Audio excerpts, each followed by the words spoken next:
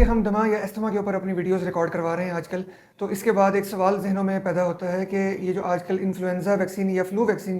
جس کے بارے میں بہت چرچا ہو رہا ہے، تو اس کا کوئی فائدہ ہے یا نہیں؟ اور اکثر لوگ پوچھتے ہیں کہ اس ویکسینیشن کو لگوایا جائے یا نہ لگوایا جائے، یا لگوائیں تو اس کا کوئی نقصانات تو نہیں ہے، اور لگوائیں تو کن لوگوں میں لگوائیں، اور پاکستان میں یہ کس نام سے آتی ہے اور اس کی قیمت کیا ہے؟ تو اس بارے میں آج ہم بات کریں گے۔ فلو یا انفلوئنزا ایک بیماری ہے جو کہ نزلہ زکام کرتی ہے، اور یہ اکثر آپ نے دیکھا ہوگا کہ جیسے ہی موسم سرما شروع ہوتا ہے یا خزاں کا موسم آتا ہے تو یہ بچوں کو یا بزرگوں کو، یا جو بیماری جیسے دمے کے مریض ہیں اور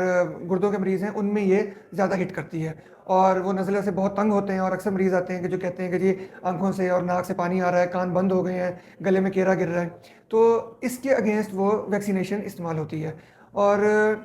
اس کے علاوہ جو اگلا کویشچن پیدا ہوتا ہے وہ یہ ہے کہ پھر کن لوگوں میں لگوائی جائے؟ جیسے میں نے ابھی بات کی کہ بچوں میں 6 ماہ یا اس سے اوپر اور 5 سال تک کے بچے،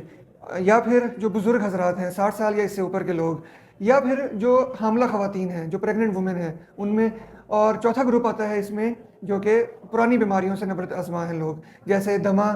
دائمی دمہ، اسموکرز میں جو ہوتا ہے، ڈائلسس کے پیشنٹ ہیں، یرکان کے پیشنٹ ہیں، ایڈز کے پیشنٹ ہیں، کینسر کے پیشنٹس ہیں، تو ان لوگوں میں یہ والی ویکسینیشن بہت فائدہ دیتی ہے، اور اس کا بہت اچھا بینیفٹ دیکھا گیا ہے۔ 98-99% پیشنٹس ایسے ہیں جن کو فلو کی وجہ سے دمے کا اٹیک ہوتا ہے، تو وہ کہتے ہیں کہ جی ہماری یہ جو